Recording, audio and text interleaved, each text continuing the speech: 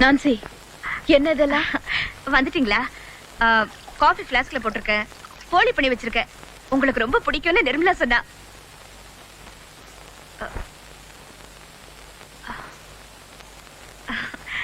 நிர்மலா தான் கட்டிக்க சொன்னா. நான் வேண்டான்னு தான் சொன்னேன். நான் சேலையை பத்தி கேட்கல. உன்னை யார் இந்த வேலை எல்லாம் செய்ய சொன்னா? யோசிக்கல. உங்க சமயக்கட்டுல ஜாதி மதம் தெரியாதண்டா நுழைஞ்சிருக்க கூடாதுதா. தெரியாம செஞ்சுட்டேன். நான்சி, உன்னை முத்தண்ணாவுக்கு ஆபீஸ்ல ஒத்தாசு தானே செய்ய சொன்னேன். கூடத்தை கூட்டி மொழிக வை, கூட்டுக்கறி பண்ணி வை என்ன சொன்ன? என் வீட்டுலன்னா எல்லா வேலையும் நான் தான் பாப்பேன். இதையும் என் வீடாத்தான் நினைச்சிட்டேன்.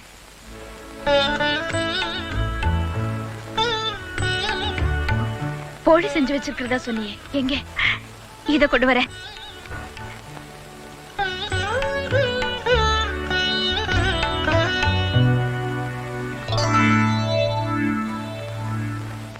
ஏய் நிர்மலா, இங்க வா.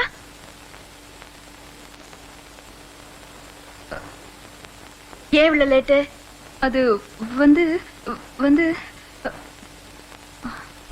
சுசி வீட்டுக்கு போய் கெமிஸ்ட்ரி நோட்ஸ் வாங்கிட்டு வர லேட் ஆயிடுச்சுக்கா. தினமும் ஏதாவது சால் ஜாப் சொல்லிக்கிட்டே வர. உன்னை ஸ்கூல் விட்டு நேரா வீட்டுக்கு வரல என்ன பண்ணுவேன் தெரியுமா? சரிக்கா. இல்லன்னா உங்க மிஸ்கிட் வந்து பேசுறேன். சரிக்கா. போ, ட்ரெஸ் சேஞ்ச் பண்ணிட்டு வந்து டிஃபன் சாப்பிடுவா.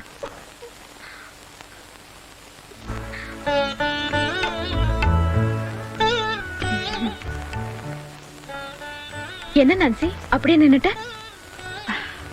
ஒண்ணு இல்ல. சும்மா சொல்லு. இப்படி காதை திருகிறதுக்கோ கண்டிக்கிறதுக்கோ எனக்கு ஒரு அக்கா இல்லையேன்னு நினைச்சு பார்த்தேன். அப்போ என்ன அக்காவா ஏத்துக்கலன்னு சொல்லு. நான் அப்படி கூப்பிடலாமா?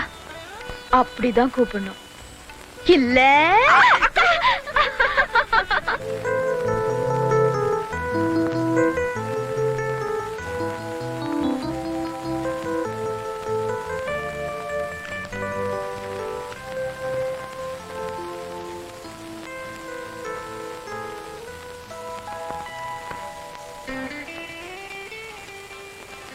நான்சி, நீ இன்னும் வீட்டுக்கு போல? அக்கா, முத்தண்ணா கிட்ட ஜெய்பால் கொலைகேஸ்ல ஒரு ரெஃபரன்ஸ் கேட்டிருந்தீங்கல்ல? ஆமா, இப்ப அதுக்கு என்ன? அது 1976ல அலகாபாத் ஹைகோர்ட்ல ஒரு பிரசிடென்ஸ் இருக்கு. இந்த ஜெய்பால் கேஸ் மாதிரியே ஒரு அண்ணன் ஆத்திரத்துல தம்பி அடிக்க அவன் செத்துட்டான். நியாயமா 10 வருஷம் தண்டனை கிடைச்சிருக்கணும். ஆனா அந்த தம்பி குடும்பத்துக்கு சொத்து 10 கொடுக்கறதா இருந்தா அவன் அனுபவிச்ச 1.5 வருஷ தண்டனையோட அவனை விடுதலை பண்ணிடலாம் அப்படின்னு ஜஸ்டிஸ் தீர்ப்பு சொல்லியிருக்காருக்கா. எஸ், ஐ ரிமெம்பர் நவ. நான்சி, இதெல்லாம் உனக்கு எப்படி? ட்ரெமெண்டஸ். இந்த ஷெட்யூல் எல்லாம் நீதான் மார்க் பண்ணியா? எக்ஸைட்டிங். நான் கம்பெனி விட்டு கட்டு தரி. No no, you have some inborn attitude, flair. Nancy, உனக்கு மேல படிக்கணும்னு ஆசை இருக்கா? சொல்லு. வக்கீலுக்கு படிக்கிறியா? என்ன மாதிரி ஒன்னையும் ஒரு வக்கீல் ஆக்கிடுறேன். அக்கா, இந்த அனாதை மேல உங்களுக்கு எவ்வளவு பெரிய அக்கறை. எனக்கு நீயும் நிர்மலாவும்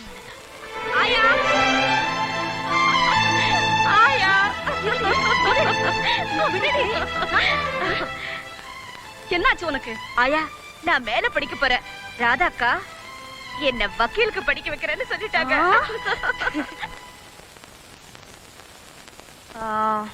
அப்புறம் சனிக்கிழமை தவறாம எண்ணெய் தேய்ச்சி குளிக்கணும். வெயில்ல எல்லாம் அலையக்கூடாது. வேளா வேலைக்கு சாப்பிட்டு நேரத்தோட தூங்கணும். நைட் ஷோக்கெல்லாம் போய் உடம்பு கெடுத்துக்காதீங்க என்ன? அப்புறம் கார் ஓட்டுறதெல்லாம் சரி, ரொம்ப வேகமா ஓட்டாதீங்க.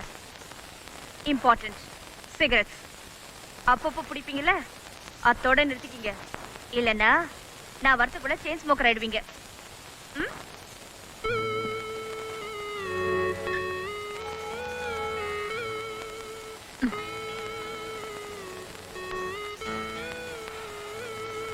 நான்சி 3 வருஷம் உன்னை பிரிஞ்சிருக்கணுமே நினைக்கிறப்போ 3 வருஷம் தானே 3 நாள் மாதிரி போயிடாதா? நீ பெங்களூர்ல தானே இருக்கேன்னு ஒரு ஆறுதல். காத்தால டிஃபன் சாப்பிட்டு ட்ரெயின் ஏறினா மத்தியான சாப்பாடு கூட வச்சுக்கலாம். இந்த 3 வருஷம் ஒரு விரதம் மாதிரி. படிப்பை தவிர வேற எதை பத்தியும் நான் நினைக்க மாட்டேன். அப்படின்னா என்ன நினைச்சு கூட பார்க்க மாட்டியா? மாட்டேன். சரி, நாளைக்கு பிருந்தாவன்ல தானே போற. ஸ்டேஷனுக்கு வரலாம்ல, சென்ட் ஆஃப் கொடுக்க. விஜய், நீங்க வர வேண்டாம். ட்ரெயின் புறப்படுறப்போ எனக்கு என்னமோ போல இருக்கும்.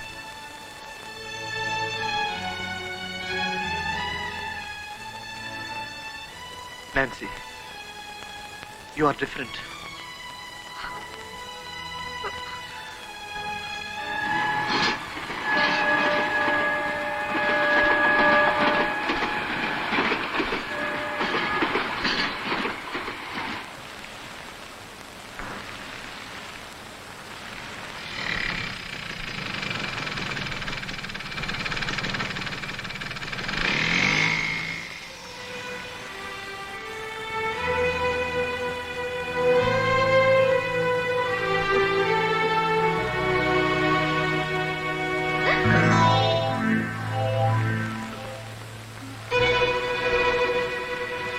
திடீர்னு ஸ்பெஷல் கிளாஸ் வைக்கும்போதே லீலா மிஸ் கிட்ட சொன்னேன், அக்கா திட்டுவாங்கன்னு.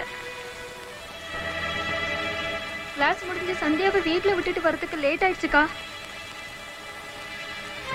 நம்ம போன் அவுட் ஆஃப் ஆடுறாக்கா. ரிங் போய்கிட்டே இருந்ததே. அவுட் ஆஃப் ஆர்டர் ஆனது போன் இல்ல, நம்ம வீட்டு பொண்ணு. போய் ட்ரெஸ் மாத்திட்டு வா, ஜலதோஷம் பிடிச்சு.